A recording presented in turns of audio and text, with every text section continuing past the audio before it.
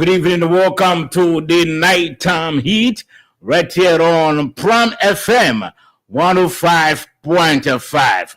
This program tonight is also being relayed by Radio Quatique, that is in Bon County, Radio Gegeman in Nima County, and of course, Wologisi in Lofa County. We are also streaming live on our Facebook and our YouTube channels. That's Nighttime Heat. Just if you want to follow online, tab to where they have the search Nighttime Heat, and then you follow the show. We want you to share the show tonight so that your friends, your relatives, your partners, all can follow, and of course, be in the loop of our discussion tonight. Tonight is interesting. It promises to be interesting. You know, couple of new things are popping up. The issue of the LTM, that's the Liberia Traffic Management, continues to experience hate. Again, the lower house has said, well, there should be a halt to the operations. Some members of the Senate saying, well, the lower house does not have the authority to do that. We'll be looking into that today. Besides, the ombudsman yesterday recommended suspension for 12 senators and 29 representatives. But the point is, will that recommendation hold? Who's supposed to ensure that it comes to pass? We'll be looking at that as well. And of course, tonight, I'm sure you heard, before we came on air, we heard this late this afternoon, that the Liberia National Police has released findings in the investigation in the case involving the Fuller woman and the two police officers. Well, we'll be talking about that between 8 to 8:30, and then the issue of the shift, the new shift that the LTM debate is taking. We'll talk about that beginning 8:30. We'll have Mr. Patrick Pia, who understand he's the director of motor vehicle at the Ministry of Transport. He's supposed to be on the line for us to talk about this. We'll be right back. Summer George is money. Be there. Stay by your radio. Get glued to it, your phone, and then you follow the show. You share the show. You follow, and you enjoy the show. We'll be right back after the same.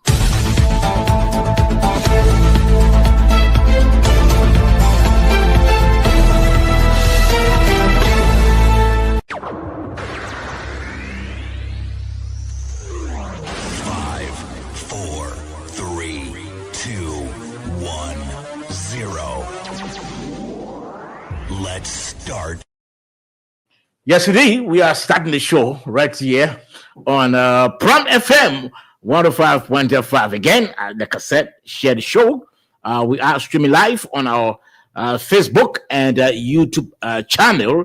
Just go to where they have the search if you're using your phone or your laptop, and then you tap Nighttime Heat. As soon as you do that, you follow, you subscribe, and of course, if you are on your YouTube channel, you hit the notification bell so that anytime the show comes on, you are in the loop of it. Let me welcome one of my panelists quickly. He's already here. George Kennedy, welcome. Oh, thank you, Sabo. I want to say good evening to the Liberian people and those abroad, those listening to this wonderful program. I want to say thank you for the show, Sabo, and thank the technicians behind the scene. Okay, that's good. We are still awaiting Moses Sandy. As soon as Sandy comes on, we make sure to also welcome him to the program. But before our discussion at 8:30, George, we'll be talking about the police findings. We have the tape already queued. The press conference held by the spokesperson of the Liberia National Police. We do have the tape, and shortly we'll be playing that tape. But again, listeners who want to and viewers who want to share the show, so that your friends, your relatives, your loved ones, your partners can also be on top of what is happening tonight. Tonight promises to be very, very interesting. In fact, any moment, right after we play the tape, we'll be hearing from you, the listeners, the viewers. What do you think about the police fundings? Is it justified? Did the police do good work? Did the police actually investigate it? No, were the fundings proper, or you're not quite pleased with the fundings? Because we understand the Fuller woman has been charged with I think 2 offenses. She refused arrest and then assault as well. And then her husband was charged with power theft. And so they both will be going to court. They'll be arraigned before court. And then the female police officer, I understand, has been suspended 1 month. But we're about to play the tape so that you listen, and then we hear from you also. Let's try to upload and play this tape. Significant public attention and concern, particularly following a viral video depicting a physical encounter between officers and Madam Ba. As part of our commitment to transparency and professional policing, the LNP provides the investigative findings and resulting legal actions. Key findings of the investigation. Following a comprehensive review, the LNP's Professional Standards Department established the following. The arrest of Madam Zinam Ba was lawful. She was non-compliant and engaged in acts of aggression towards the officers, including throwing a bench and wasting house soup at them, both considered criminal offenses. While initial restraint was justified, Madam Ba later de-escalated to passive resistance. At that point, officers were expected to prioritize de-escalation. Officer Alice M. Topaz's decision to forcibly remove the child without seeking alternative means was inappropriate and showed disregard for the child's safety. The removal of Madam Ba's head covering or hijab was unnecessary. That officers and LEC personnel failed to accommodate Madam Ba's language barrier. No effort was made to communicate through her husband or a translator, which could have prevented escalation. Officer Topaz's actions constitute unsatisfactory conduct and unsatisfactory performance under the LNP Administrative Instruction on Discipline and Professional Standards. Madam Ba did not report any physical injuries during her interview. Let it be noted that Madam Ba did not report any physical injuries during her interview, nor did her representatives. Legal charges filed. Madam Zinam Ba has been formally charged with the crimes of simple assault, preventing arrest or discharge of official duties in violation of Chapter 212, Subchapter E, Section 12.2 of the Penal Law of Liberia, and disorderly conduct under Chapter 14, Section 14.21 of the same law.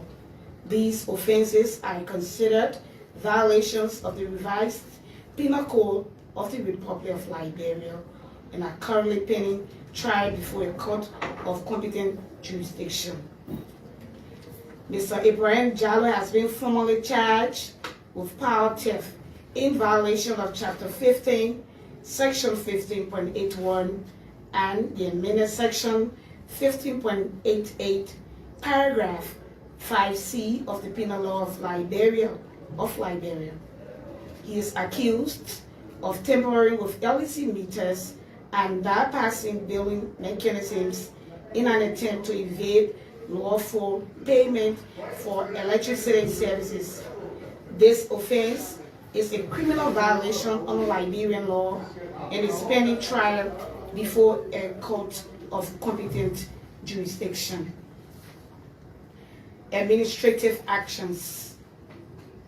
Officer Alice Topa has been suspended for 1 month without pay for misconduct during the arrest of Madam Zina Bah. Her actions included the unjustified removal of Madam Bah's head covering or hijab and the use of excessive physical handling during a phase when the subject had transitioned to passive resistance. In contrast, Officer Prince W. Chibo has been fully exonerated as his conduct during the incident. Okay, so you're listening to the Nighttime Heat right here on Prime FM 105.5. You were just listening to the police spokesperson, but before I go to hear from George Kennedy, let me try to welcome Moses Sandy. Moses, welcome to the program.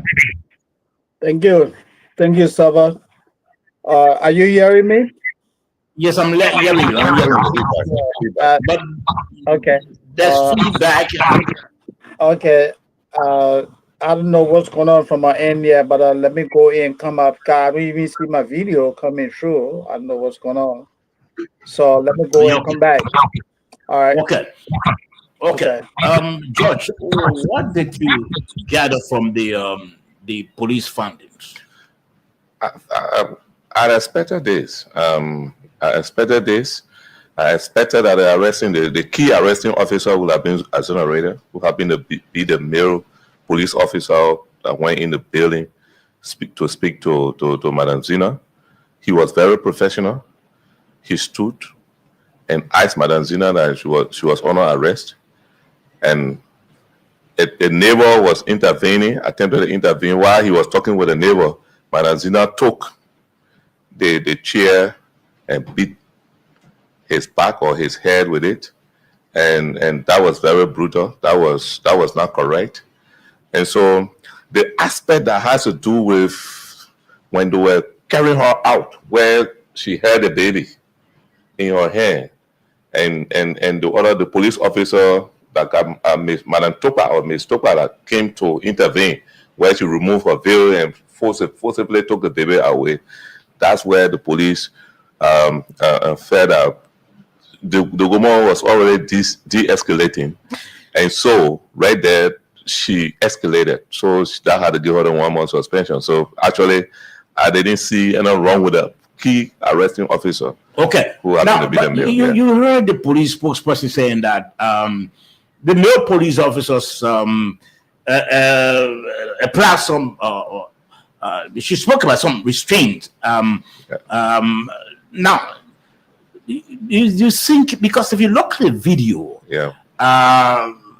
it was not only the male or female police officers who had this woman being, in another word, dragged out. You saw the male police officers, right? So why?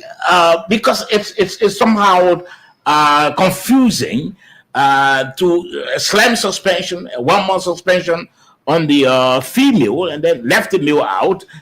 It's somehow confusing. When it comes to gender issue, she should have understood that it was that Mrs. Zina was a female. So I believe that the officers, the LMP officials, felt that she should have been more talking about restraint the most, because she wasn't affected. She wasn't the one that was physically attacked. So looking at her for another female going through session, they fear that probably she should have exercised restraint, so like escalating it, because there's a little bit of difference in dealing with females when it comes to certain Apart from issues. that, from that, okay, Moses, welcome to the program. Please unmute. It is. Do you hear me? Yes, I'm hearing you. Yeah. It is indeed a pleasure to be back with you and my friend and brother George. A very important discussion tonight. I heard George saying, the Lord should be a little bit considerate when you deal with ladies. I was actually saying that they suspended this female police officer because they felt that she escalated. The Liberia National Police felt that she escalated after the lady Ms. Zina was taking us out of the kitchen, and they felt that instead of her being more restrained in dealing with her. No, I want you to hold. I'm looking at the charge. I'm looking at the intent of the charge. Let me hold you there. The lady Zina, she was not easily without force dragged out or taken out of her house. And it was not only if you look at the video, it was not only the female police officer. The male police officer was involved. Who took the charge from her hand? The male police officer was involved. So the who took the charge for her? Who removed her veil? Moses coming quickly. Well, Moses coming. Yes, I watched the video, and honestly, maybe I'm getting ahead of you guys. But my personal reading into this whole investigation from the police, I think the director of police and the others, just opted to sacrifice the officer, because the officer who went to effect an arrest did not go looking for a female. The officer went in search of someone accused of a crime. And in the process of performing his statutory responsibility, he was physically attacked. And for the police authority to suspend this guy for 1 month. No, he was not suspended. He's being exonerated 100% by the report. They only suspended the female police officer. Yeah. Who removed the hijab. The hijab, and removed the baby from the lady's hands. Then I will agree with you guys, because she was not directly attacked. She wasn't directly attacked. It was the officer, the gentleman, that was directly attacked. So if she was an aide, I think she went too far. That's why the police saw. The question I want to ask Moses and George, the Zina, the Fuller woman, was not at risk. She didn't have any weapons in her hands. Do you think it was appropriate to have applied the force by the two police officers? Do you think it was appropriate? No, she used weapon. She used weapon. What's the weapon she used? The chair she used is a weapon.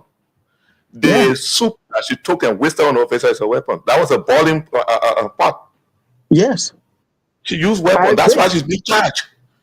She's charged for that crime. So was it appropriate for her to have been dragged out of her house?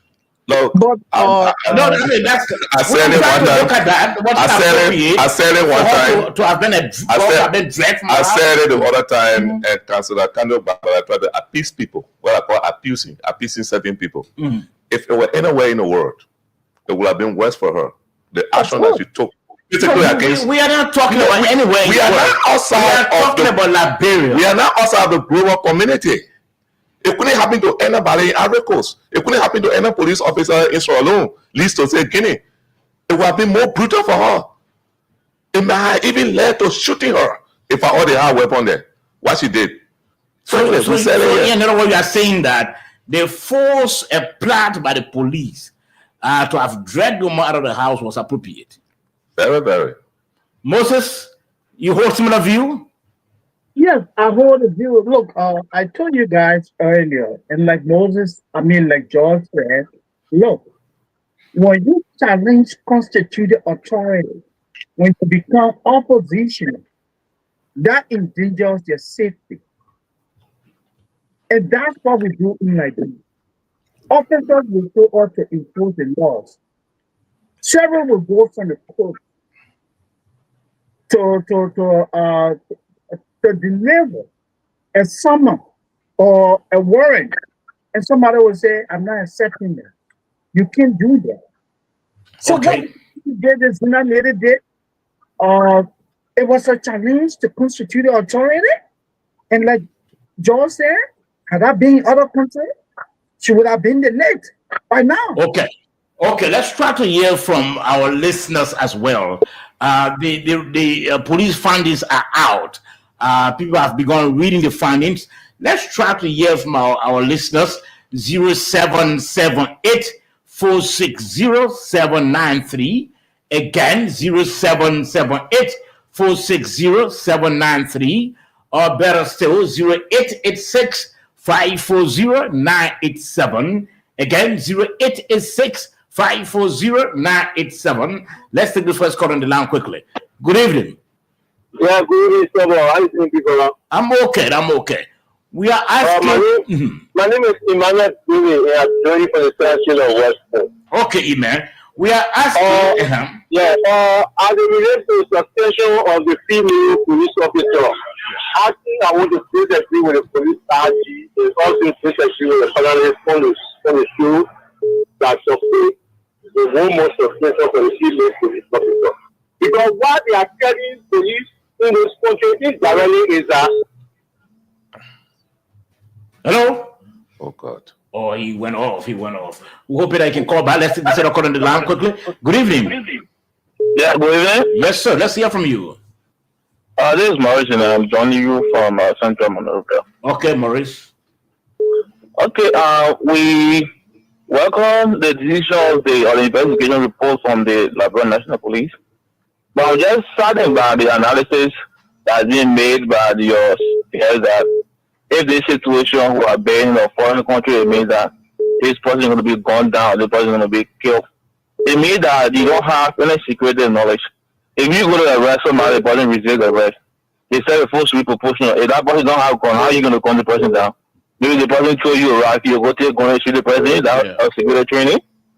That's not it. You can't use that kind of insinuation of police over out there. And the Liberia National Police investigation was fair and was okay. We welcome it. But to say that if you were a police officer or there was a different country where somebody threw you a gun as a police officer, you take gun and shoot them. I don't know which part of the world you're speaking from or which part of the world that happened. If you might have students or police officer, that means that you take gun and shoot them. Okay. They tell the force to be proportional, right? If somebody take a stake, it doesn't mean that you take gun and shoot the person. Okay. That's not what security training is. Let's take another call on the line quickly. Good evening.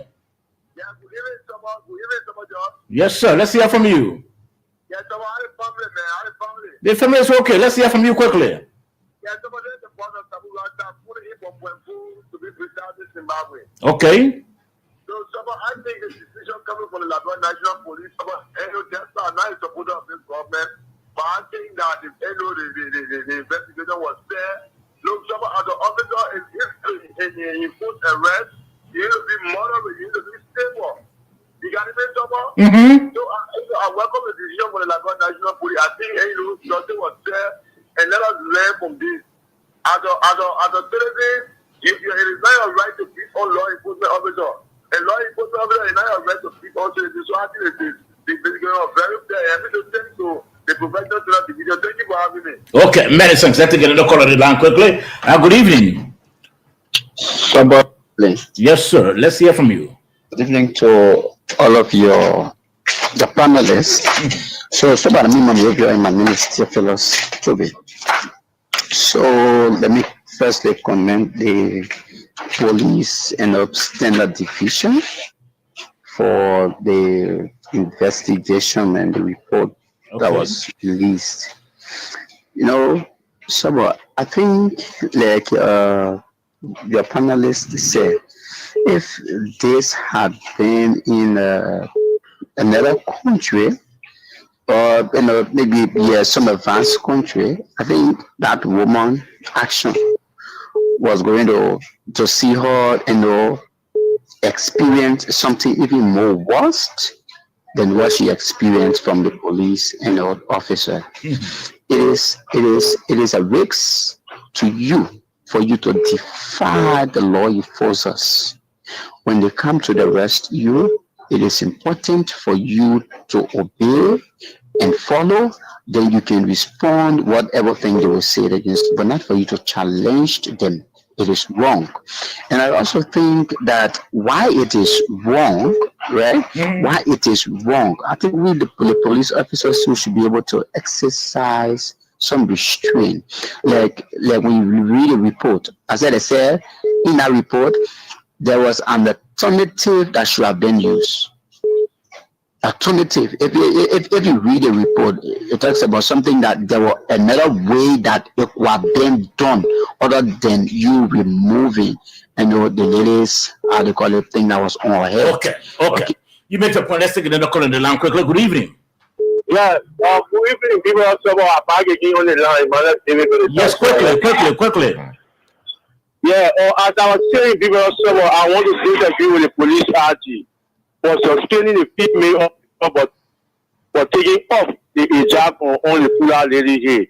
I think you know me well, because what he's teaching the officer is that anytime or someone committed a crime and wear a hijab, that police officer shouldn't go close to that person. Is setting an arrest. We think it is wrong precedent that is setting for the police. I think the best thing was done was to warn that officer not to suspend her actively from duty for 1 month and speech of salary. I think that's a good message. It also is there here in the police officers that want to effect any arrest that somebody that wear a job. I think you know me well. Many thanks. I don't think, but no, we'll talk about that. Let's take this call on the line. Good evening. Good evening, Summer George. Yes, sir. Thank you. This is Fafi S. Duque. I joined the conversation tonight from Clarendon Diesel 14. So I think it is prudent to condemn when it is condemnable, to appreciate when they appreciate it. So I want to commend the police for that investigative report, and that it was speaking. Because for the local thing, the police have actually vote free to that extent, particularly the person who was suspended for 1 month. I think it was experienced. It was based on the expert policy. So for so long, I have not seen clear and clean report from the police in Scotland rather compared to this. I think they are listening to the people when it comes to actually the way they operate. They are coming to the senses. I think there's a development. So I want to motivate the police to kind of when it kind of path so that we can be able to live here as well as bandit people. Okay. So really, it was really clear. I have no problem with the report. Okay. So I want to appreciate it. Okay, many thanks. You have no problem with the report. Let's take another call on the line quickly. Good evening. Hello? Yes, how you doing? The thing about it is that I feel so bad for the officer that was suspended. Your name? Because it is clear that a criminal attacked a police officer and now she's being suspended for doing her job. Okay, so you're not quite happy with that. Okay, so thank you. We really appreciate your time. 0778460793. Again, 0778460793. Or better still, 0886-540-987. What's your take? What do you think about the police findings in the case involving the Fula woman and the 2 police officers? Let's hear from you. Good evening. Yes, hello? Yes, hello. Yes, I'm Teresa Macaulay calling from Mountain Corner, Bureau. Okay, let's hear from you, Teresa. Yes. It's going down well with me for that, the suspension of the police officer, because you that over there, let's put it in your own shoes. You can't tell me somebody will attack you with hot pot of soup or hit you with chair, and you be looking which part of their body to touch and not to touch. So I don't see the reason why they should dismiss let's should not do anything wrong. Hello, madam. Madam. People they are afraid of the community. Madam. To Hello. or what, I don't know. Hello. Acted bad. She Good acted evening. wicked. So no need for them to suspend that police officer. Okay. Thank you. No need. Thank you very much. So we'll talk about that. Please lower the volume. We can keep. Yes. Hello. When you call, you lower the volume. Come on, I'm calling from the Southern Asman. Okay, let's hear from you.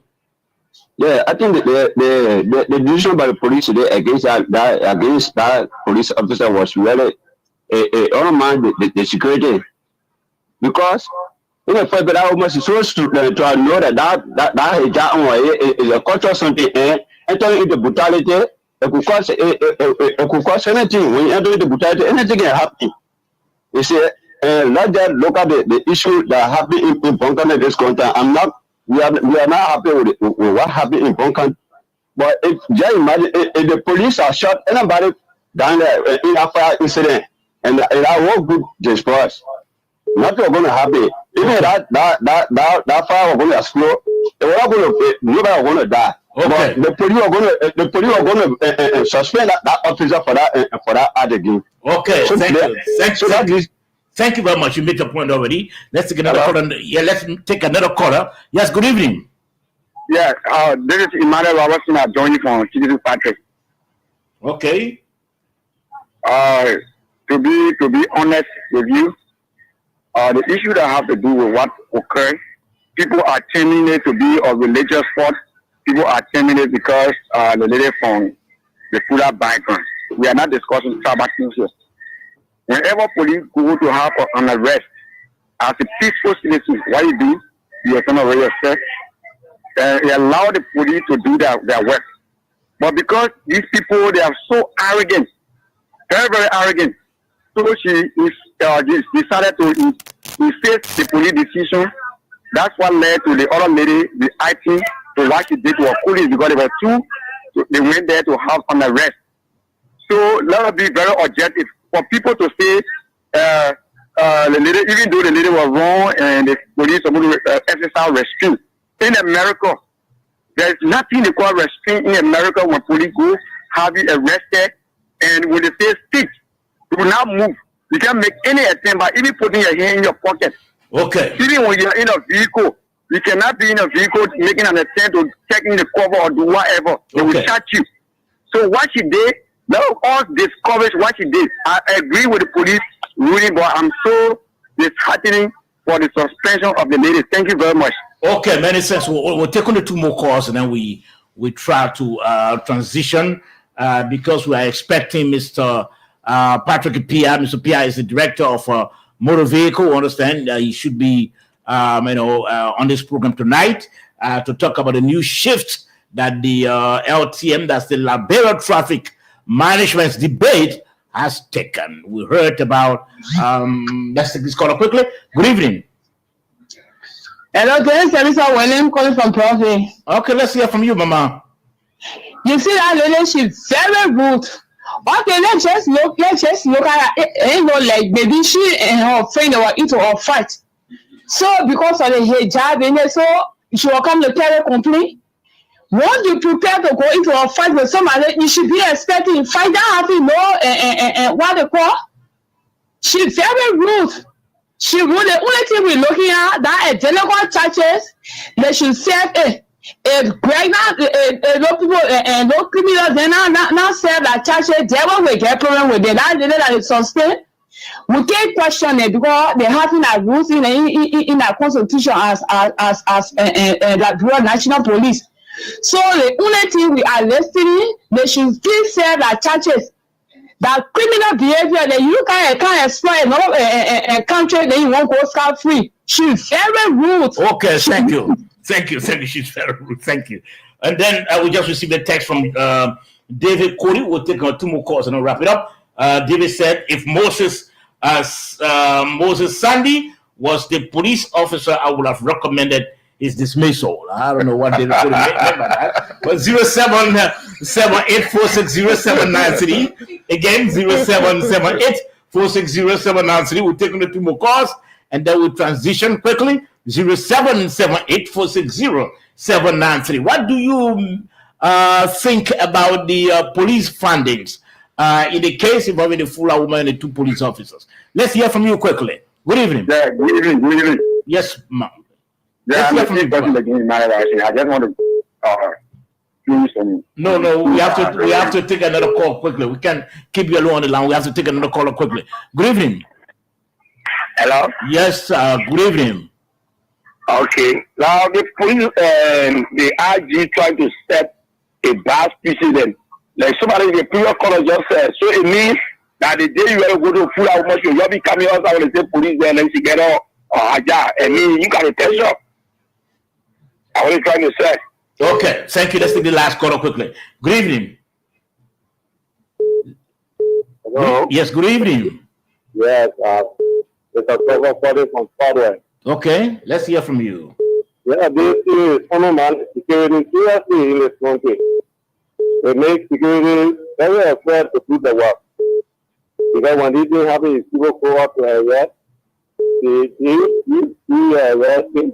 Therefore, there's to be to sustain you. How will you do our work?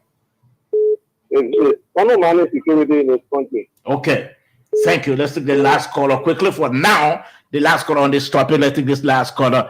Good evening. Hello? Yes, Yeah, good good evening. evening. Okay, Yeah, my name is Vamuyan Toure and I call you from Brooklyn. let's hear from you.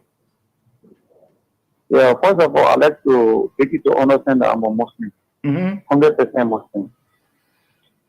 But what happened has nothing to do with Islam. Absolutely nothing to do with Islam. For the investigation that was carried out by the police, I agree with the police charging the husband of that lady for power care. That was correct. And for charging the woman for refusing arrest and assaulting the police officer, that was also correct. But what I disagree to was the suspension of that lady. I disagree. Okay. Completely disagree. I completely disagree. Okay, thank you. What I want to say is they shouldn't transform this to be like Islam or Muslim teaching. No, it has nothing to do with Islam. I'm a Muslim. I'm a Muslim. It got nothing to do with Islam. And in fact, I even saw on Facebook that the Fula women are planning to have another protest. That in fact the investigation was not appropriate and what have you. They have nothing to do with Islam. So those who are taking this to be like Muslim, saying no. The police officers did not go to arrest Muslim women. They did not go to arrest a Muslim men. They went to arrest criminals. And the criminal refused to cooperate. Okay. And the criminal refused to cooperate. Okay. Thank you. You made your point. Moses and George. It seems that people are trying to get it confused here. The police, I don't think, slammed the 1 month suspension on the female police officer because she was part of the arrest. No, I think the reason why the police did it's because of the removal of the woman's head cover. That hijab, I think, was on that basis. She might have been slammed with a suspension, but not because she was part of. Because if you listen to the initial interview that the police RG held, the Inspector General, Gregory Cordner, he said, that was a violation of the Muslims' religious belief. You can, remove the hijab from the woman's head, except the husband. So that was totally, that was totally a violation, or it was counterproductive to the religious belief of the Fula or the Muslims, or the Mandingo. So as sure it was against that backdrop that the police decided to slam the suspension on the female police officer. But I'm sure it's not because she was part of the arrest. But I think that would be the greatest mistake. Before the law, it cannot suffice. Religious issue, the law is above religion. And them one thinking that because you are a religious person and you wear a religious robe, and you think that you commit crime in the country and go with impunity, you're missing. But don't you see Moses Moses and George? Don't you think that arrest of the woman could have been effected without the removal of the hijab? But look, Moses, Sober, like George was saying, we had a crisis on him.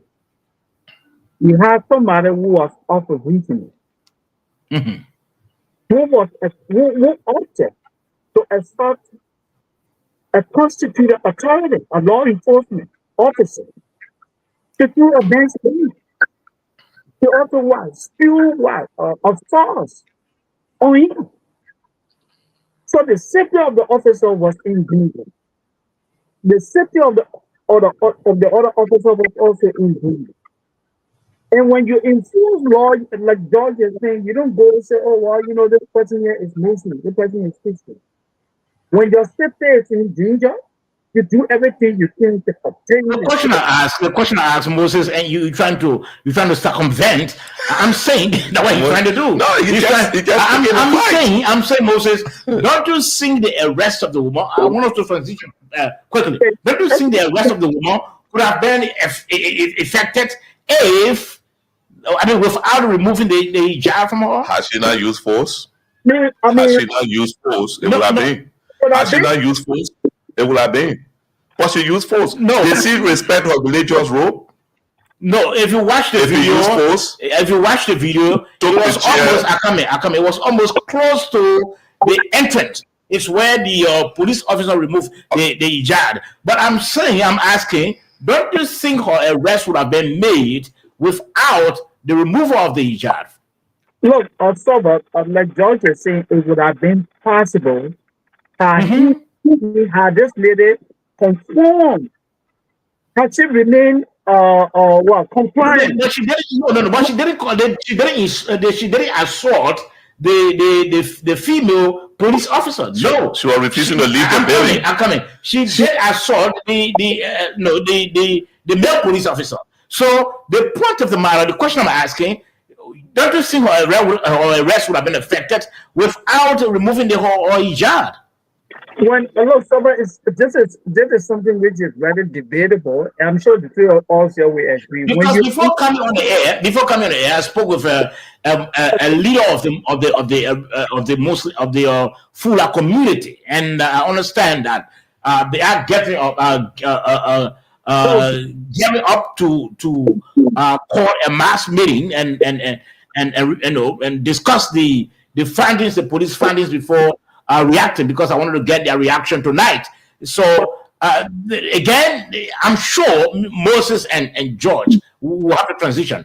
I'm sure if the female police officer had not removed the hijab from the head of the woman, I'm sure she would have faced the suspension today.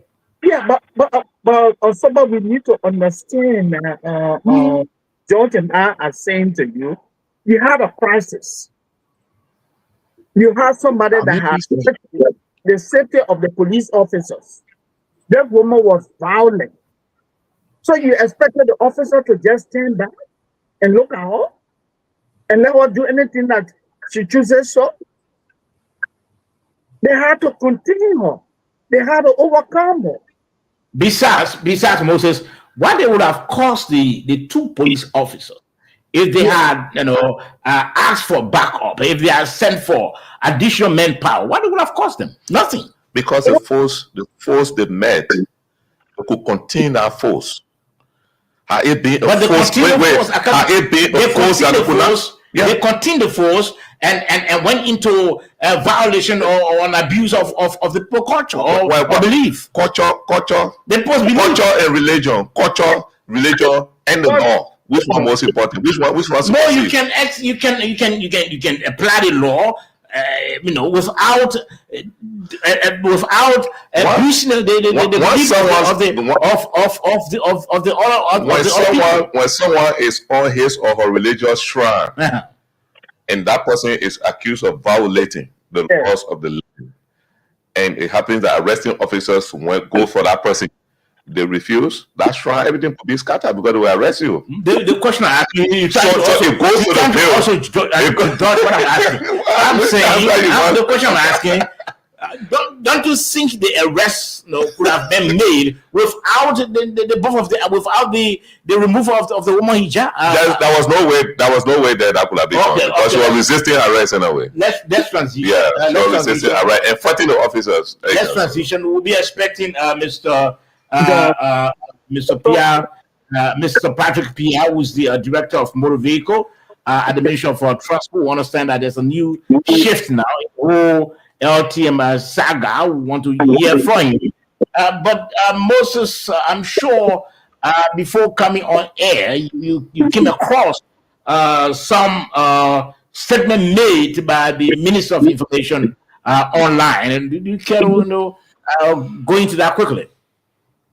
But I was like, I'm religious, follow happenings in the country, and I saw this post that a statement attributed to the Minister of Information. I think the Minister of Information seems to be a little bit concerned about a publication in one of the papers that talked about. You want to read the statement? I found it there. I don't have. Yes, I think I have the statement here. The statement in quotation, quoting the Minister of Information, you're making fun out of God. You run a newspaper. The only thing you have to publish is prayer can fix the economy. You're joking with God. Be not deceived. God is not mocked. For whatsoever a man soweth, that shall he also reap. You're making fun out of God. You're making fun out of prayers. Keep on, you will surely reap. That's the quotation of the statement made by the Minister of Information in quotation. Yeah. Yeah. So quickly, if I could just say something on that, I beg to differ with my friend and brother, Minister Pierre. And I'm sure the clear also. When the media or the publication was not intended to mock all, the publication actually intended to say, hey, if we're all going to sit home and pray religiously, everything prayer, we will make progress. The publication doesn't mean that God doesn't perform miracles. The publication was intended to say, hey, we need to begin to take concrete actions. That's how societies develop, even at the individual level. You take concrete actions. When you are unemployed and you're looking for a job, while you're going to church and praying for God to help you get another job, the first thing you create a resume. You start applying for jobs. You're not going to sit here and just pray, hoping that a job will fall from the sky. And this is what the publication meant. So saying, hey, Mr. President, it is true that it's good for us to pray, but we need to take those concrete actions as a government. What are we doing to improve the Nigerian economy?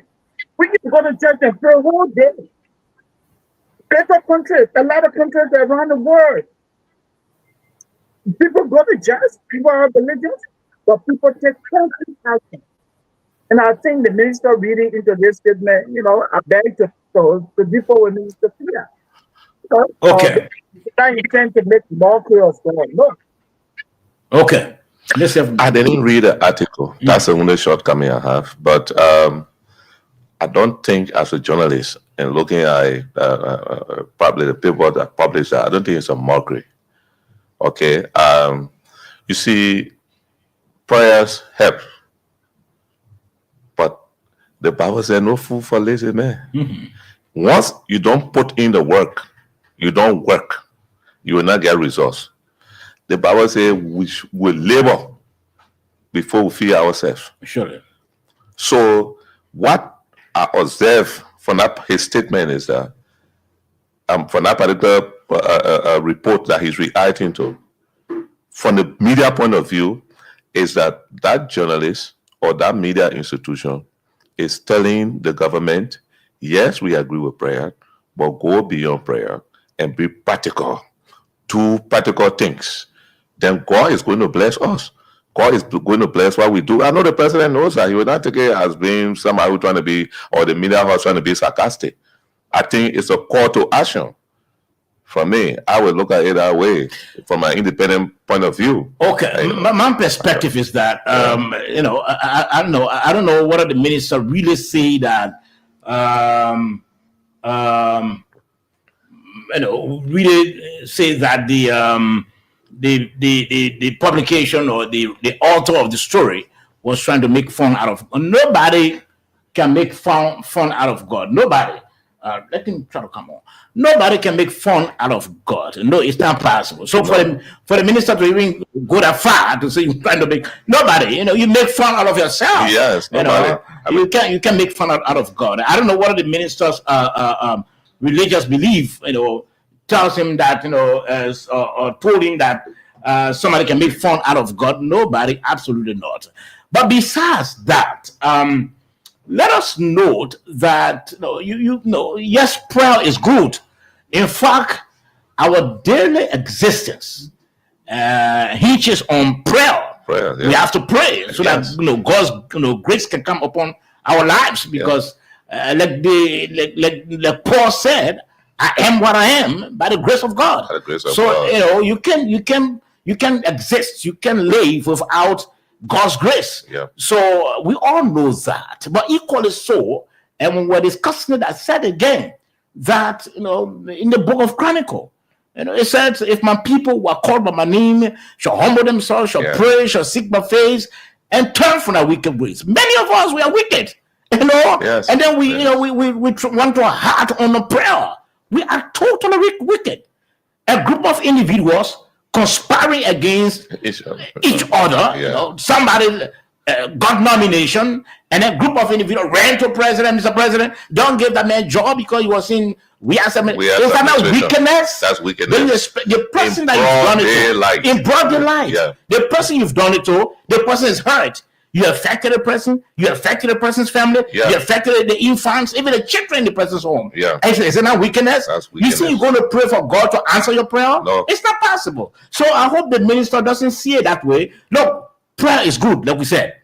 We have to pray. And again, the Bible says, if I will keep iniquity in my heart, the Lord God will not hear me. So we can do all the prayer.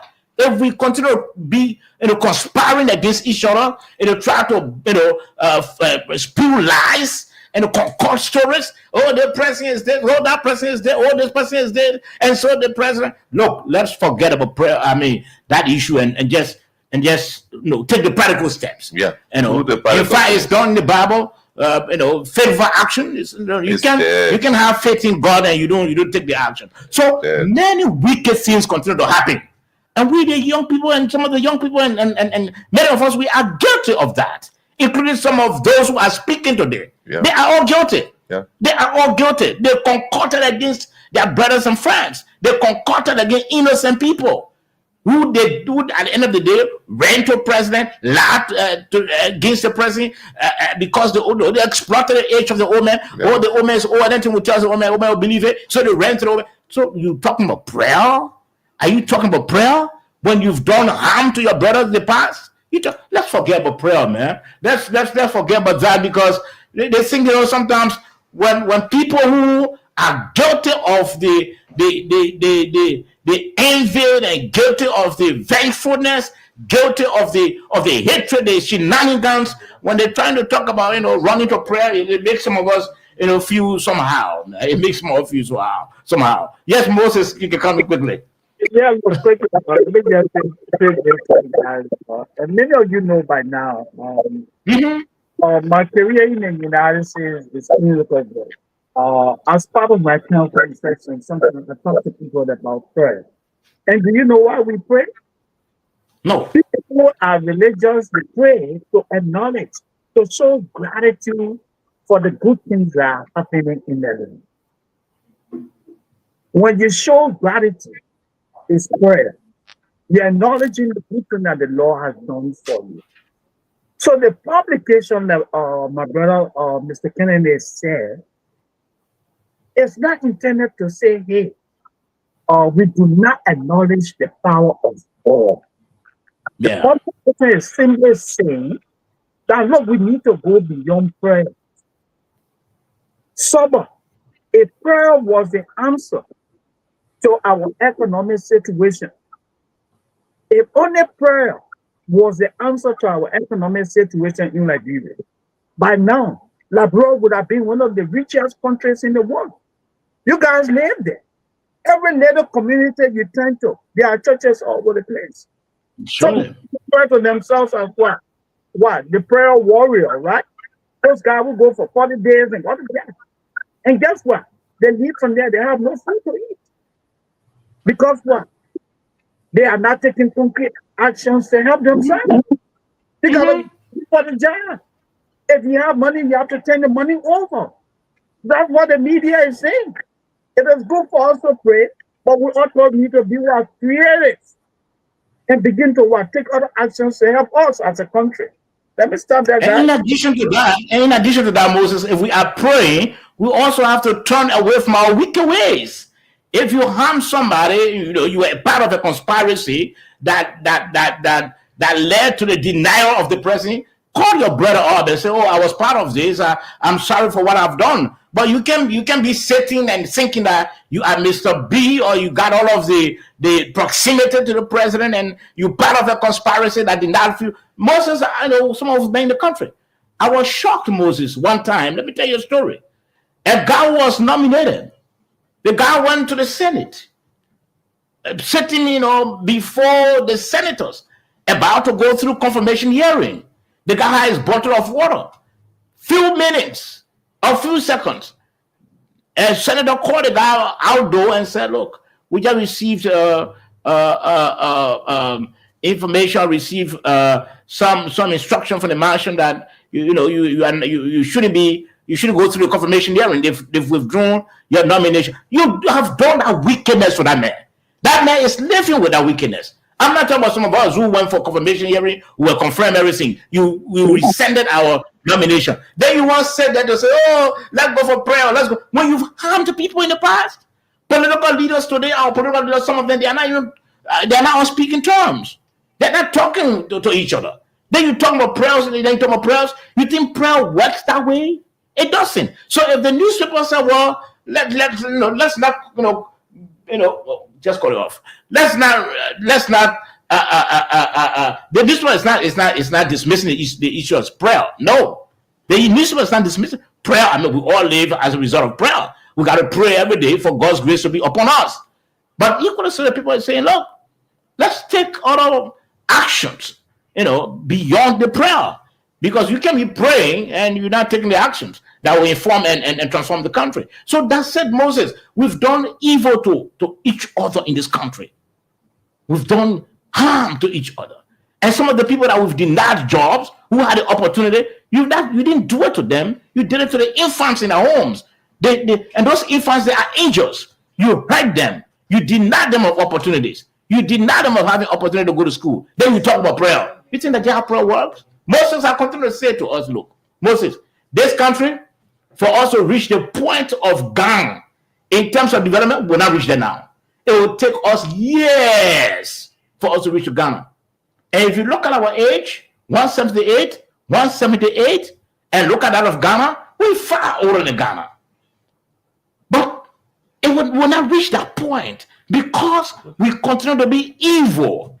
We continue to be vengeful. Group of people conspire against innocent person. Then you talk about prayer. Then you talk about let's go to prayer. This country will remain this way. Like I said, former president, former president Sirleaf, she came and play her part. Former president, came and play his part. Current president Boka is there. We're not going to reach the development in terms of Ghana. No, we're not going to achieve that because of our of our individual shenanigans, our wickedness, our conspiracy against each other. They want us to talk about newspapers saying nobody can make fun of God. It's not possible. No, absolutely not. So I'm disappointed that I hope the Minister of Information didn't say that the newspaper was trying to make fun out of God. No, nobody. The newspaper was trying to make fun out of itself. Even he, the Information Minister, said that. He said, I don't know why he was thinking about that, because nobody can make fun out of God. But we are trying to wait for our next guest. But gentlemen, let's transition a bit and talk about let me try to I'm trying to put it out quickly. You said anything? Okay, let's take a break quickly. Let's take a break, and then we'll be right back. I was trying to connect with our guest quickly. Let's take a break, and then we'll be right back. We want you to share the show.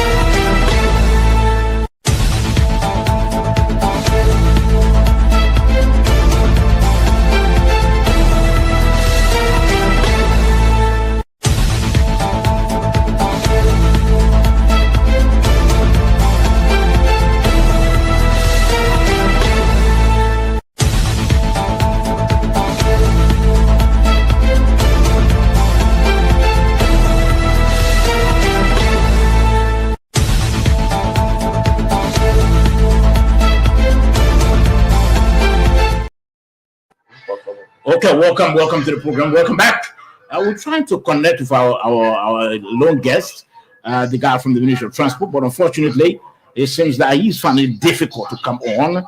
We sent the link already, so he's finding it difficult to come on. We're hearing some. Okay, so gentlemen, let's talk about. Let me read this, and then we'll talk about it quickly. The office of the Ombudsman has named and 29 representatives to declare their acts in violation of the Code of Conduct.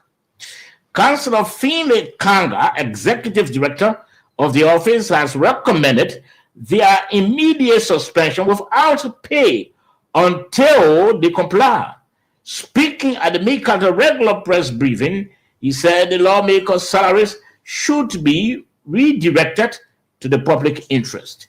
The 12 senators who have refused to declare access are, let me name them: Alex Tyler of Bomi County, Senator Simeon Taylor of Grand Cape Mountain, Boto Kane of Bapuru County, Zoe Maria Pennon and Thomas Nimle of Grand Jida County, Wellington G. Von Smith and Bill Twawe of Riverside County, Creighton Donkey, my own man of Sano County, nominee T.H. Batukwa of Grand Crew County, James S. Banning of Maryland County, Sir Joseph of Montreal County, and Samuel Koga of Nimba County.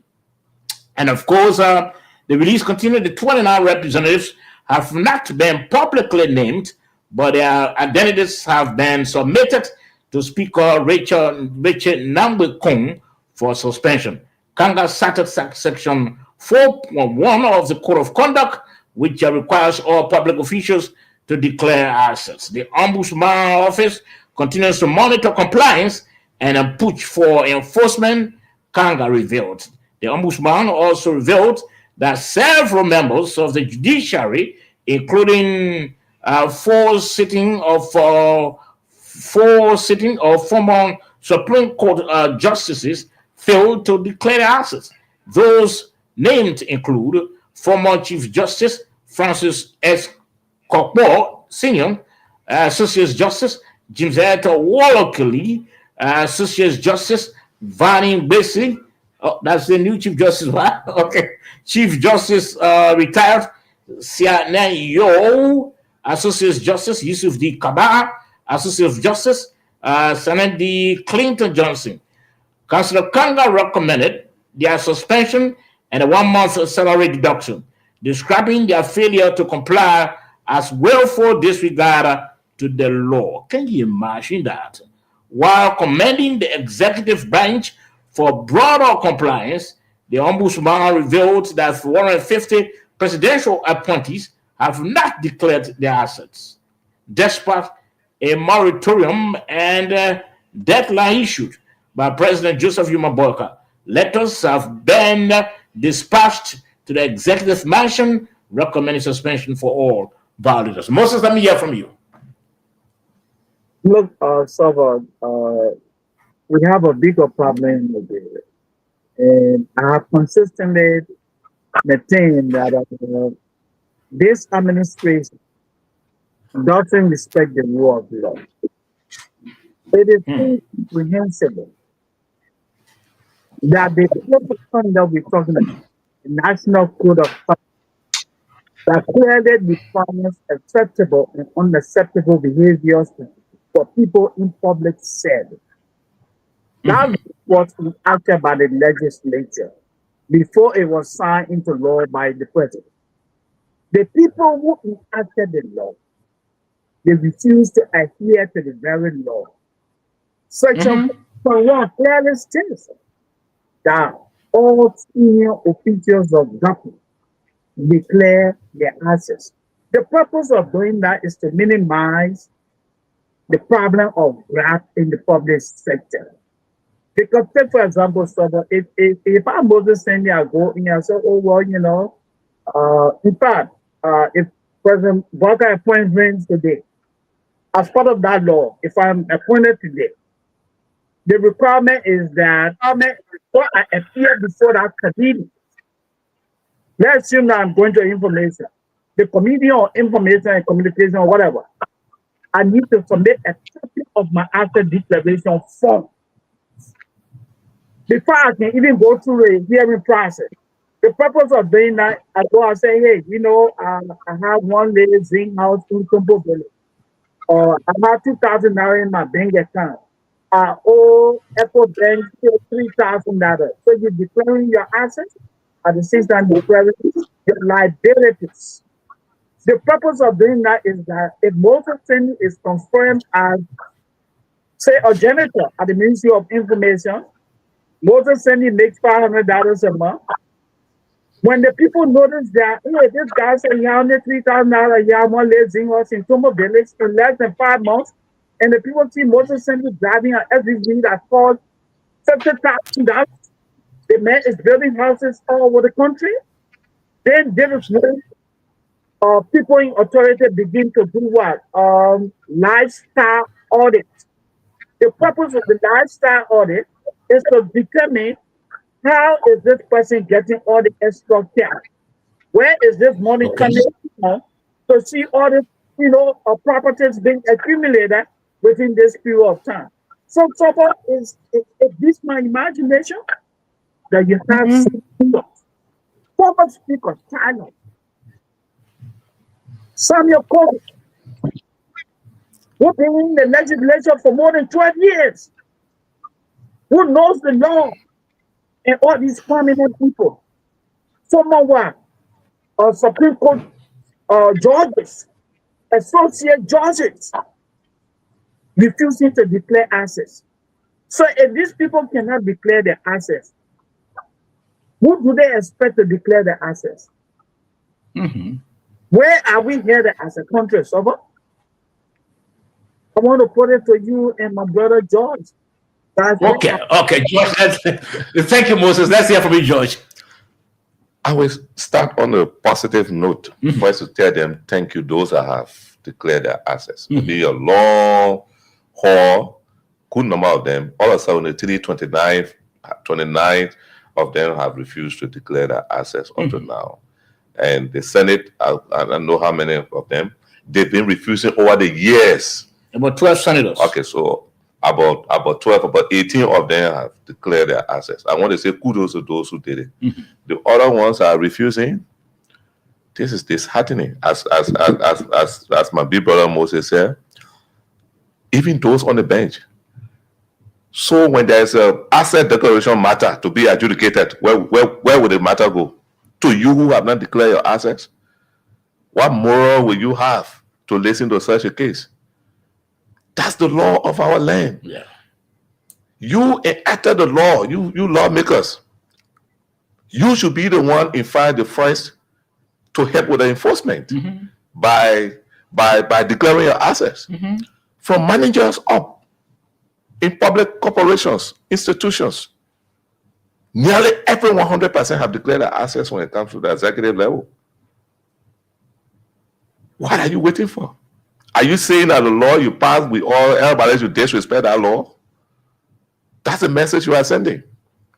So I think, look, I don't know where the authority will come from, because to punish them, in order to punish them, they have to punish themselves. It goes back to the same flow that made the law. They say, Mr. Speaker, please punish these people. Please make sure that these people, their salaries are seized for 1 month, just as the executive did to some ministers and what people in positions. Please do the same for the people. But will the speaker push for that? Will he get a vote on the floor? Will the pro tem push for that? Will she get the vote on the floor? I think they should be morally conscious enough to go and declare their assets. And I think I listened to the both of you, and you struck the points. Yeah. Again, it was just what we were just talking about a few minutes ago. How do we build our country? How? And Liberians will continue to run to Ghana for medical. Yeah, we'll continue to run to Ghana. Because for other knowledge, because we are not prepared yet. When I saw that and I read it and I listened, from the ombudsman, I was shocked. Yeah. That lawmakers who have made the law, they are in clear violation of the law. Oh, it's in an They are in embarrassment. clear violation of the law. Can you imagine 12 senators? And all those senators they named are people who are well off. Senior people. They are senior Well senators, off it. well off. Yeah. That they can will continue to run to Ghana. And I know, Look, gentlemen, this is Senator Bunny, can you imagine that? I respect him highly. I hope he's listening to us here. Maybe I'll consider it an oversight, but he being a law-abiding individual over the years. What will it cost you to go and declare your assets after you've been appointed or elected? What will it cost you? Look, gentlemen, I will continue to say this thing. We'll continue to be we'll continue to run to Ghana. We'll continue to run to smaller countries. We'll continue to go through that because we are not prepared yet. What is the asset declaration? What effort?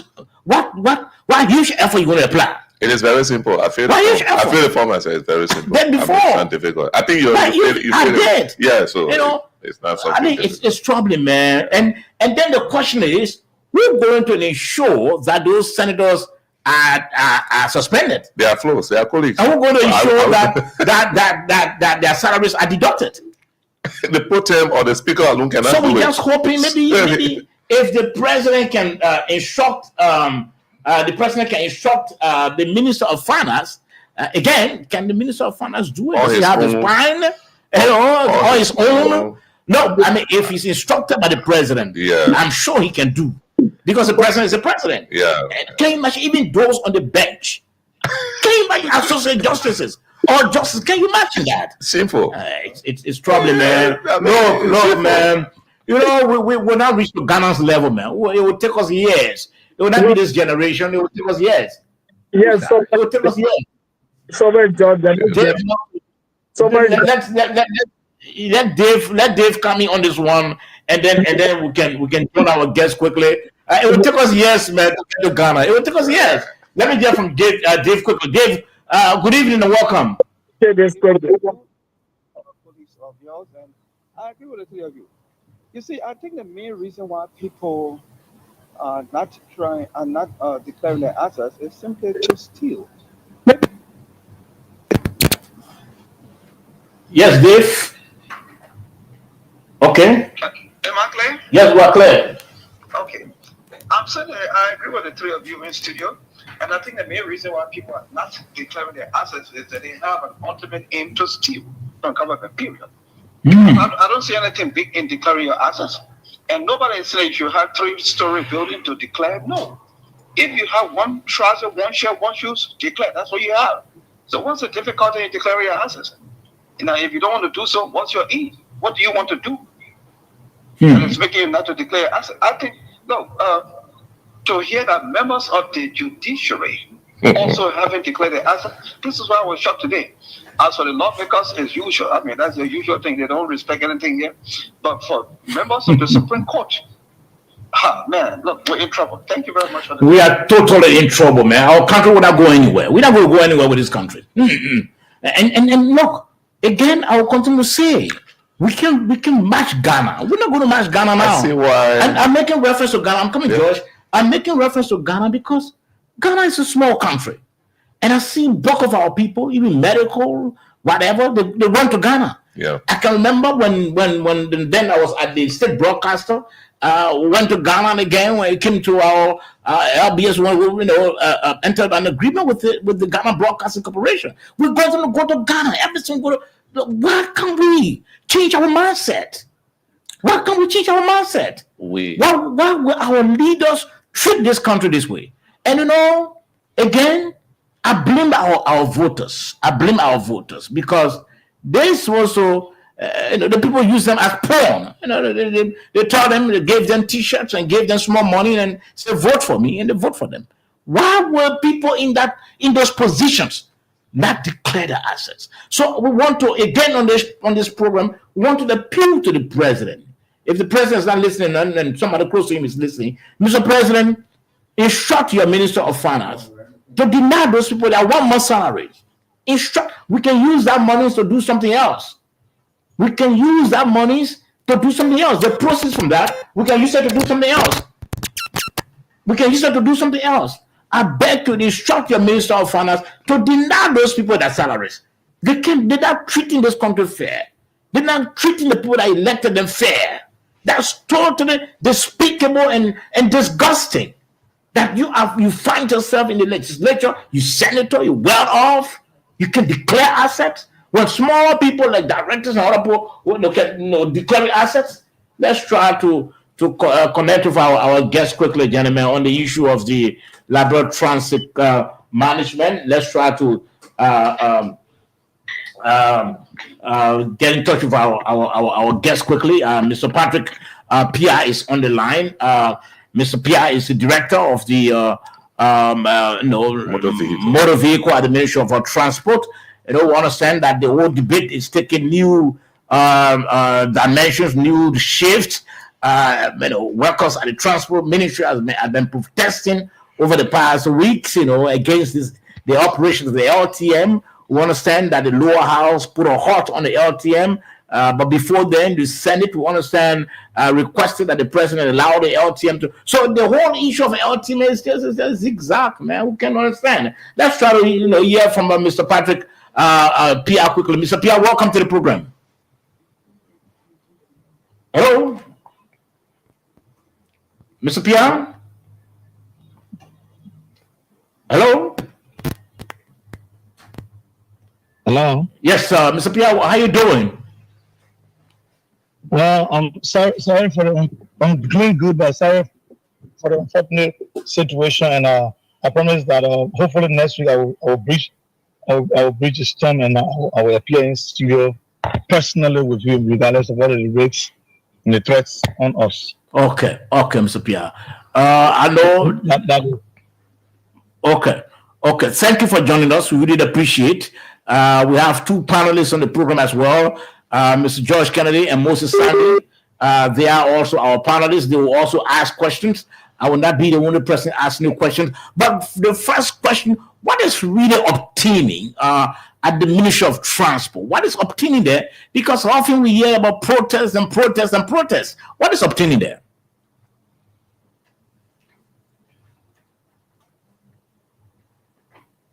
Mr. Pierre? He's disconnected. He's disconnected. Let's ask him to call on this line quickly, the orange line, because it seems that he has a problem with his with the internet.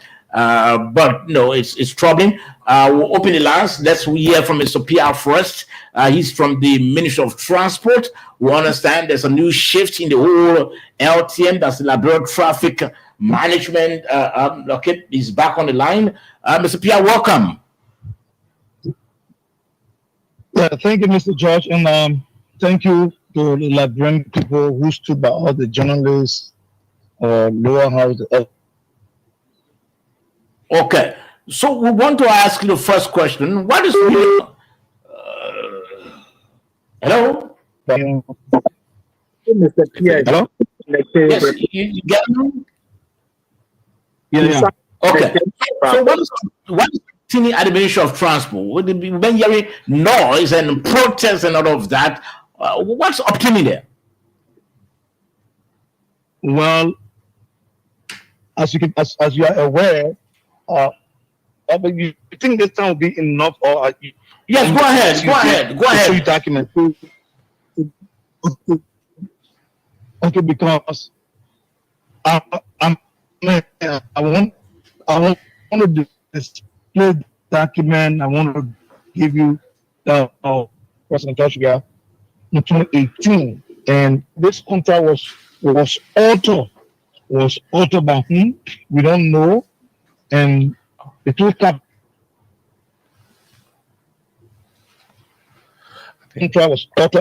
was altered on January 7, 2019.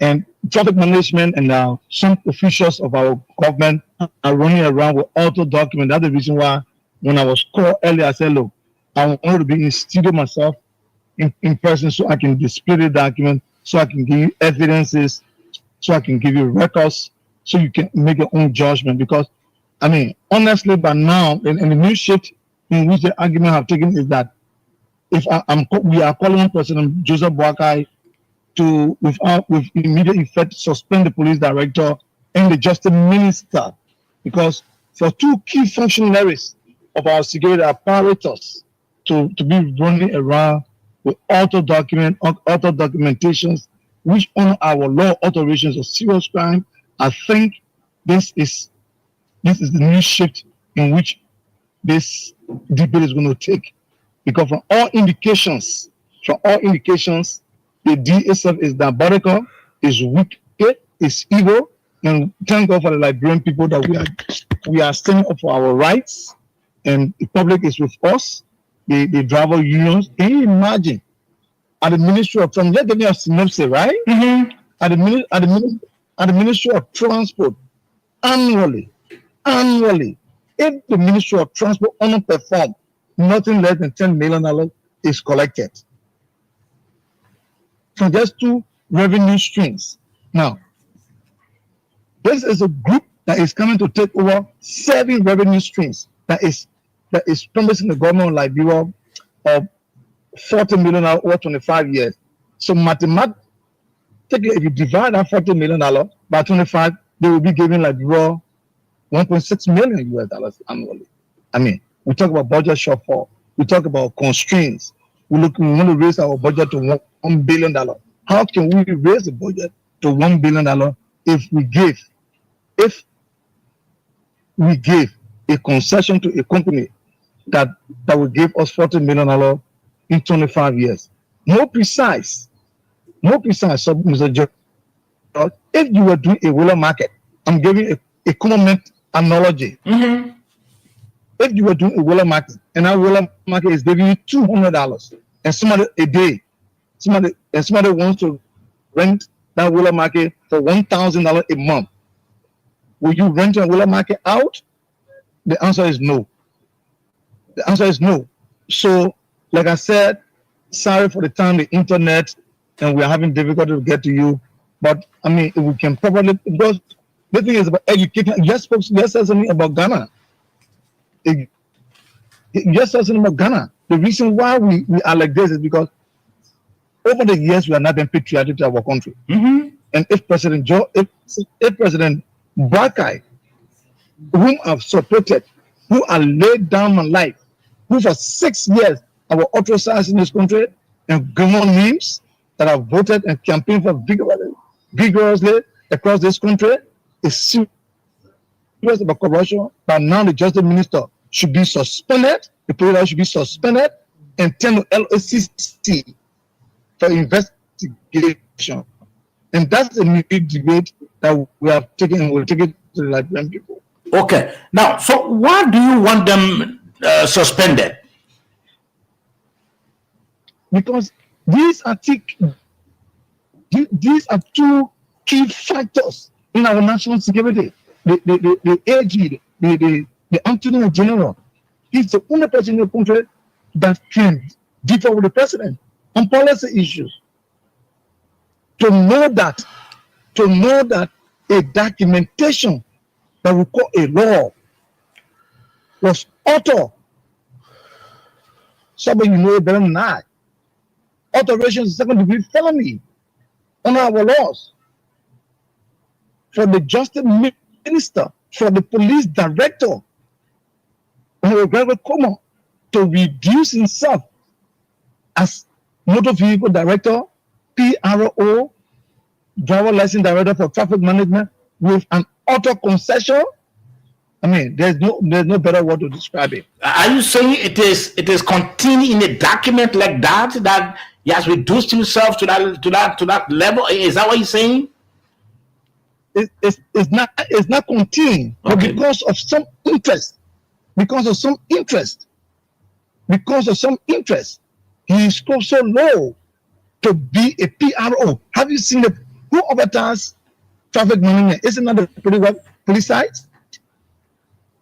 Even the police cars, even the chairman, should the police be an advertisement company for a quote-unquote concession? Is that what you're telling me? But let me ask you, Mr. Before my colleagues can come in, Mr. Pierre, what is the harm? What is wrong in trying to outsource, some of your functions? So it's not anything wrong.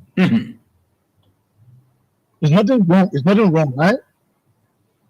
But when Madam President Ellen Johnson Sirleaf was about to take his shipping division from the Ministry of Transport to take it to Maritime, the law was repealed.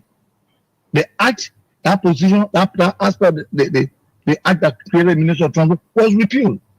So you're taking two key functions. Besides that, the DS Lucas, the document was authored. That makes a criminal. That makes a criminal. You heard the former chair on executive, Honorable Akawas Gray, saying that is not where we stand. You heard the senator of Margibi County, Honorable McGill, saying that no, this is not where we stand. Somebody somewhere tempered with the document. That is the reason why we're saying. If you two honorable can say that it is, and we got a copy of the document, in fact, the legal advisor to President Joshua, President Joshua, is still around. Achiba Bonat. So we will go to the full length to know who authored this document and the intent for which you authored the document. So you say you say you have the two documents in your possession, right? I got everything. I got the act that created the Ministry of Transport. The Ministry of Transport created an other national legislation in August. The question I'm asking, Mr. Pierre, you have the LTM document that was signed initially by former President Weah's administration, and the new one signed by this administration. You got the two documents? this administration did not sign. Okay. This administration did not sign. But you are saying it was auto. It was auto. What do you mean? It means that. Let me make clear. Fine, make yourself clear. So in this, on December, where's the document? On December,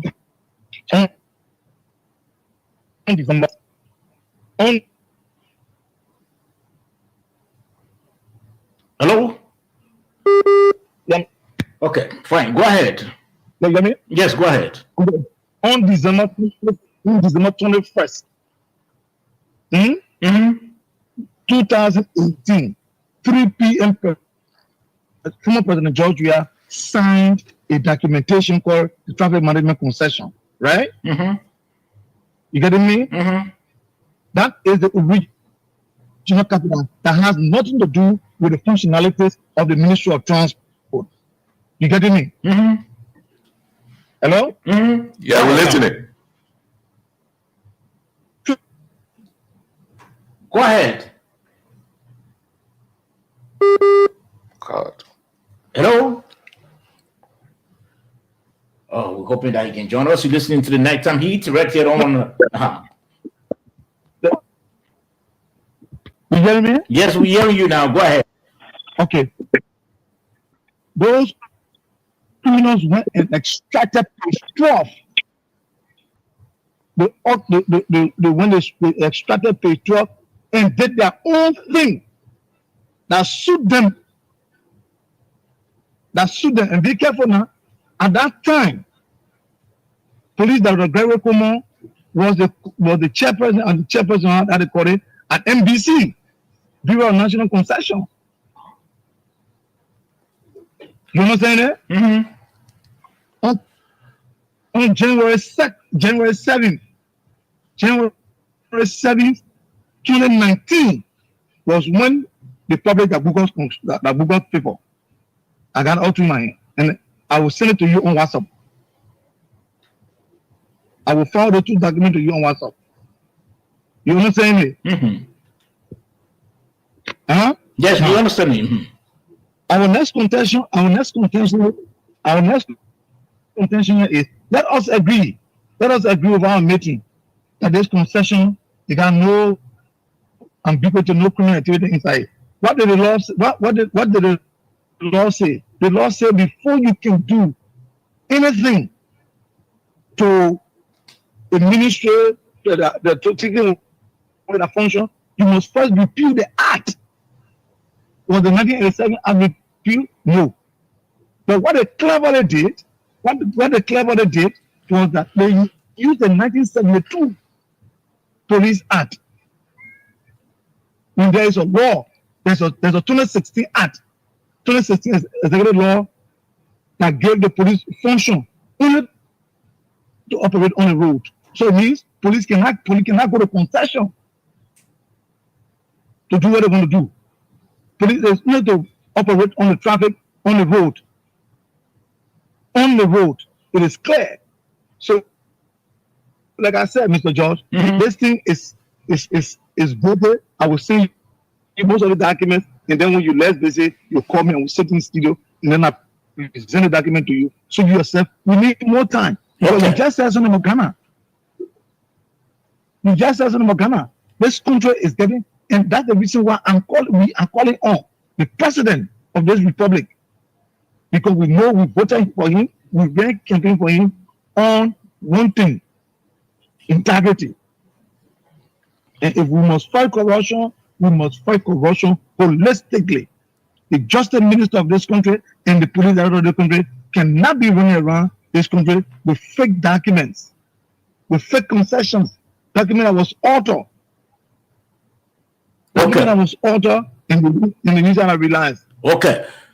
Josh, you got a question for him? Moses? Patrick? Yeah. Yes, sir. This is Josh Kennedy. Are you suggesting in any way that the current IG has, let's say, ownership role in this new MTR or what?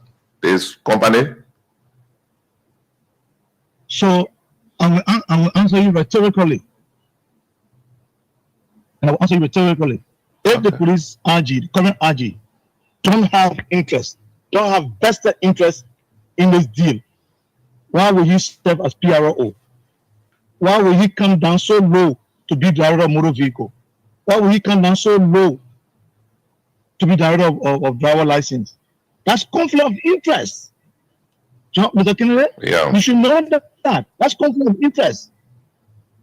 And what brings about conflict of interest? When you think you should benefit. Another Isn't question. that what the law says? Yeah. No, come in. It's not what the law. In fact, and this is alleged. This is alleged. Okay. There's something in the corridor which I'm working on to authenticate. The HRO at traffic management, that lady, there's some relationship, either intimacy or family link to the justice minister. Is that not conflict of interest? Thank God you say it's alleged. Patrick, are you there? Hello? Yeah, ask a question. Yeah, Patrick, I also want to know if you, the aggrieved parties, have personally taken your grievances to the presidency, to the president, since this thing started. Well, the president is the president of the Republic of Liberia. To get to him, my late grandfather used to say there are so many ways to kill a cat. And I think one of the ways in which we kill the cat is on our fateful day when we decided to march to our representatives at the Capitol building with Liberian flag in our hands, because we said, look, we don't want to see have been, violent people. So let's raise our two hands up. And we can raise our two hands up just like that. Let's hold flags. We have the Liberian flag in our both hands. And Mr. Kennedy, you won't believe what the police did to us. It's all on the social media. But here is a lady who is a criminal, Stephen Curran. Power theft is a crime. It undermines development, economic sabotage. And the police went there. Our Western has to attack the police.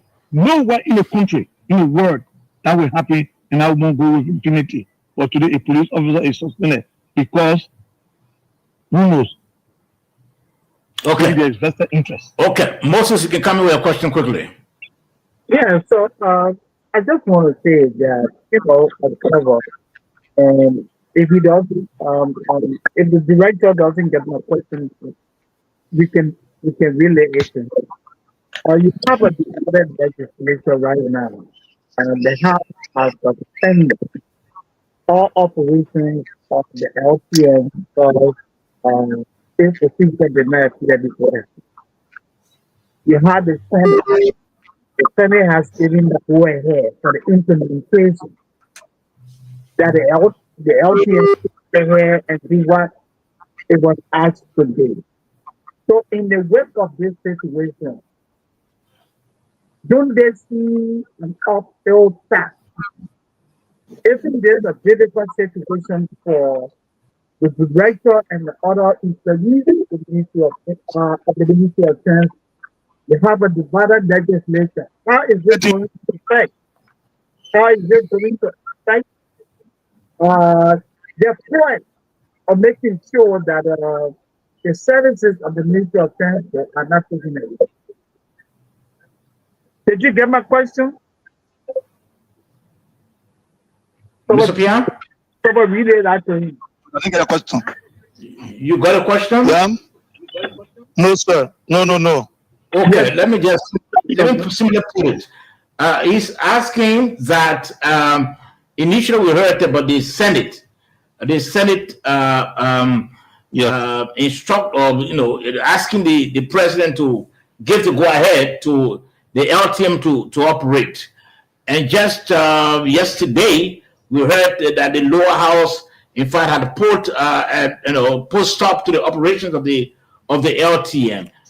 Don't you think this is an uphill task? How are you going to navigate through this and find a solution to that? No, so the first information of the Senate is not right. It's not correct. It's not correct? It's not correct. Okay. Not correct. Because the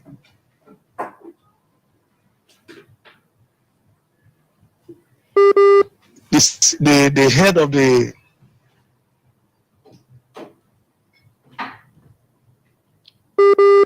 Hello?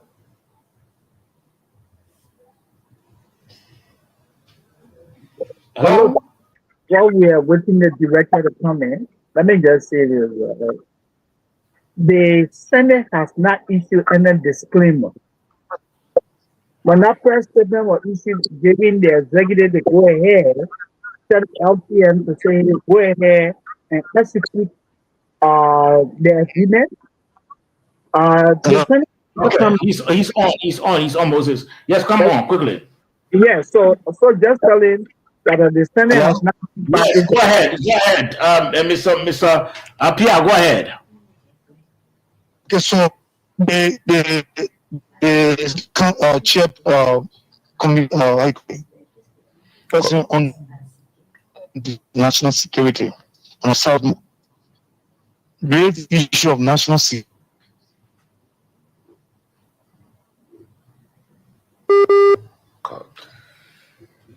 His internet is bad. Men that will bring Okay. Mr. Pierre. Okay, I'm sure we'll have to continue with him anytime and next week. I've informed that we'll continue with him anytime next week. We have to open the lines quickly. And like I said, 10 o'clock will be different from here. Yes, Moses, you are saying something quickly. I was saying that the Senate has now gone back with treatment. The Senate has already given the go ahead to the executive. And LTM say, hey, go ahead and do what you're supposed to do. The House say, hey, we suspend the activities for the 300 divided legislature. I see a significant challenge. Who is who now? We have a conflict. I don't know how you and George look at it. Yeah, Josh. I think yes, as Mr. Sandy said, it's a conflict. It's a conflict within the executive and also the legislature. So, in fact, the judiciary came out and ruled on this that gave this government the instruction to enforce, to allow this company to operate based on the same document. So, with this, I think the two parties have serious case at hand, because the legislature, before any decision from there can be final, it has to meet the consensus of the two houses. Okay? It has to meet the consensus of the two houses. So if one house is saying no, the other house is saying yes, then there is a problem there. And also at the level of the executive, if you can get the Ministry of Transport disagreeing with the Ministry of Justice and the Liberian National Police, then the president has what we call a Herculean tax at hand to deal with. He needs to look at that document. He needs to suspend. I will advise that he's supposed to suspend on this operation and set a set of forensic auditors to look at that particular document. Let them speak with former President Weah and other people, everybody, to see whether his signature already forged as his confidants are saying, especially the Minister of State, the former Minister of State, Senator McGill. That revelation by him actually caught my attention, because he dealt with all the documents. He saw everything, and he said, this is not what we work on. So it's a problem. So I think the president needs to step in to try to solve, to handle this particular situation. But do we know whether the Minister of Transport will try getting on this program? But do we know whether the Minister of Transport is not in support of the operation of the LTM? Do we know whether he's not? That is why I wanted to ask Patrick, but I'm hearing behind the scene that he doesn't support it. Okay. But some, whatever the student reason is, he chooses to be quiet. I feel that if he was in support, this level of protest from his ministry wouldn't have been going on. Okay. Well, I mean, that's my own opinion. I don't know what is going on in there, but I'm hearing that he doesn't support this concession. Yesterday, I managed to because I wanted somebody from the LTM to come on the program today, along with Patrick. And so yesterday, I toured the facilities of the LTM. I visited there. I was able to see the second man in command. I think he's the operation guy. He's Kumar Fadi. I think either he's an American or in the Lebanese or whatever. I held a discussion with him, requesting that they have somebody to represent them on this program, and he promised that they will have selected somebody, but unfortunately, he said he was frustrated when he spoke that there's about 4 approvals from the hierarchy of the country for the operation of the LTM, but one person that the Minister of Transport is not in support of that. But my concern was as to whether they could have a representative on the program, and we'll also have Patrick so as to look at the whole drama involving the LTM and the Liberia National Police. But like you said rightly, the president needs to really set up maybe a committee to look into this, to see whether the LTM documents were altered. There's a need to look into that. Because whatever happens under this administration, it reflects on the legacy of President Bouakai. And that's my disappointment, that people who find themselves around the president, they don't tell him that. They don't help the president, because whatever happens, whether good, whether bad, it affects positively or negatively the legacy of the president. Sure. So hoping that I can really look into this. I'm trying to upload. There is a Facebook post done by Mo Ali. Let me try to read this quickly. The Unity Party-led government takes full responsibility for the LTMR concession agreement. If it is bad concession, we'll fix it. We share that responsibility with no one else. We alone will take the public beating and bashing for this. It is in the same vein that the Unity Party-led government will take all the glories and praises for each, every and all projects that we complete. We will share glories with no previous government, just as we are not going to share any public bashing with any previous government. I hope this will claim the attention of those who are quick to run to the archives to bring documents about which government started projects we are doing on the LTM issue. It is only us taking the bashing.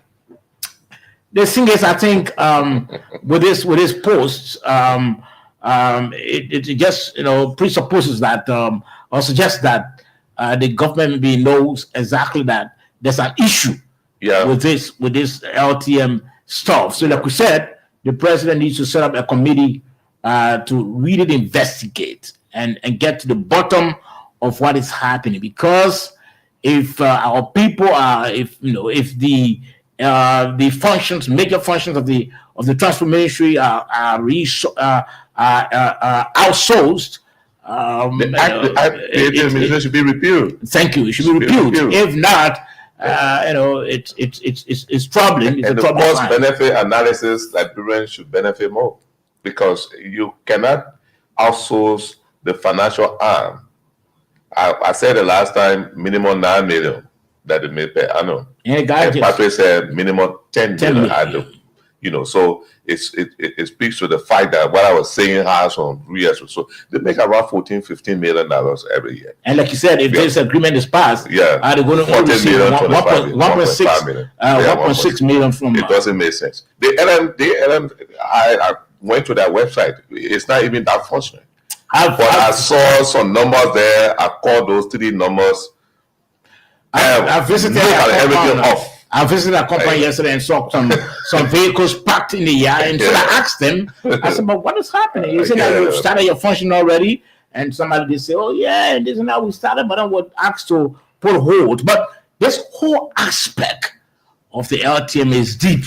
It's very deep. We want to gather some numbers, some information they put on their website.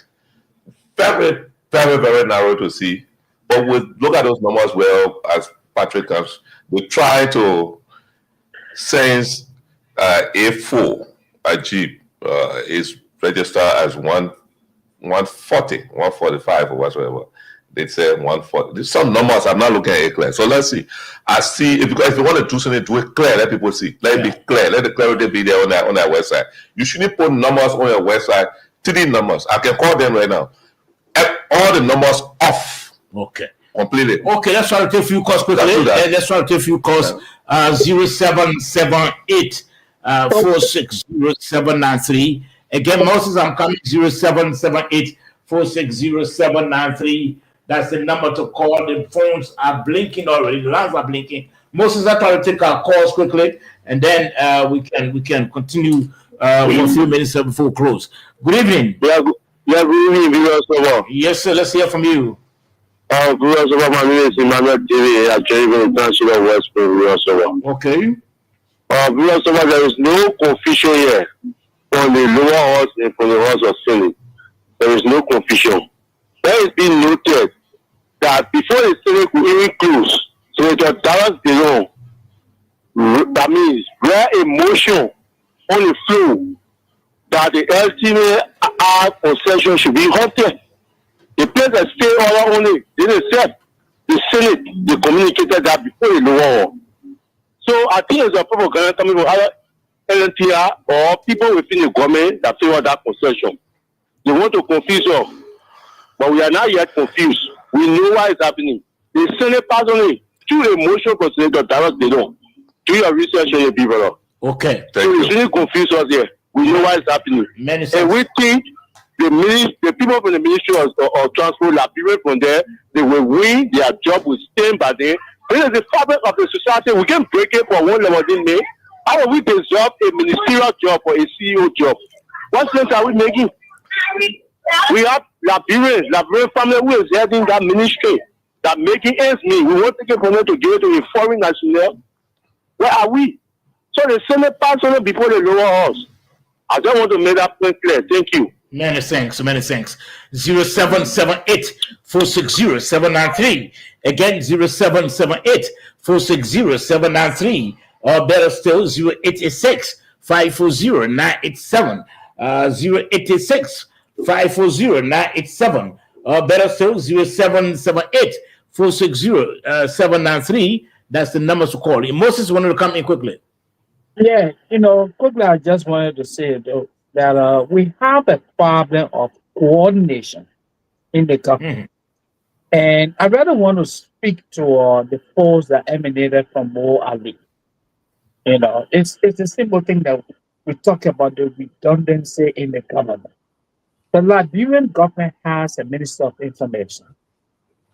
Mo Ali's job is to focus on the supply of water to the people of Liberia. Anything that has to do with policy statement, Mo should not be meddling into that. For Mo to go on social media, he said, well, our government takes full responsibility. The UP, Mo, you are not the Minister of Information. The Minister PR's job. It is PR's responsibility to accurately interpret and inform the people of Liberia. Okay. Thank you. Let's take this call on the line quickly. Good evening. Good evening, Mr. George, and good evening to your co-host. My name is Jerry Kandi, commonly known as Jerry Jesus. I'm the pastor in the youth chairperson for South Beach community. Okay. I'm joining from a noble community this evening. Quickly. Yeah, so I'm afraid that the legislature will not be played with, because when they start to contradict one another, then we have problems. When it comes to the traffic management, you know, I don't know where Mr. Tue and Mr. Kuma coming from with you know, the too many interests in this whole case. Some of us are confused. I'm a driver, I'm a commercial driver. In fact, we are getting different plans for them. So our next plan, if the government cannot address, like we went to the legislature this one time, if they cannot get rid of this due, we will stop giving our document our licenses to them for viewing. Nobody from the LTM will ever ask me for my license and I give it to you. Because the whole thing, we can't understand it. The interest, imagine you taking 4 million or something for 25 years. This is bad. I don't know where they're really coming from. People are not thinking about this country. So what I can safely say is, on behalf of the drivers, sooner or later, we will resist them. We will not get our licenses to them. We will not get any document. We will not be answerable to them. This will cause a serious tension in the public. So we just want them to, we want the president to listen and know that we stand for our right. Our right is we pay our money and we enjoy our money. We cannot be surprised. We cannot be chased in the street. That's the way they're chasing us now. Okay. Right? So that's all we can say. Okay. So they have to stop what they're doing. Okay. And let the ministry do what they're supposed to do. Thank you. You made your point. We have to go at 10 o'clock. Moses, let's get your parting comment quickly so we can hear from George, and then we have to take our exit. I just want to say it was indeed a great show, and let me express my gratitude to you and George for the time put into this. It takes a lot of coordination getting these things done, and let me also say thank you to our members in Liberia that they called in to contribute to the discussion. Thank you. Okay, George. I want to thank our callers and the general public, those viewing the show. I want to tell you thank you. I also want to thank you, Sabot and Mr. Sandy, for the opportunity here. The technicians here, I want to say thank you guys, and it is my pleasure. I want to remind again, to remind the governor of Liberia, especially the president, to get involved into this traffic management deal, so that it can be, the right thing can be done for the general good of the public and the government. Yeah. Okay, so we'll be leaving, but let me first reference few some of our viewers. Terry Amos Conto Jr. He said we've been watching from Gardner Zero. Hilton Leggero from Greenville, Sano County. Ophia S. George been watching from home. Roland W. Toll from Batrafari. Ernest Billy didn't say from where. Henry T. Toll Jr. didn't say from where. Prince Phillips from ERW Studio Junction. Before we go, let's again remind the president and encourage him to instruct his minister of finance to deduct the 1 month salaries of all those individuals who did not declare their assets. This country, if we mean business, we want to be like Ghana for the next years to come, we must be serious with the implementation, with the adherence of our laws.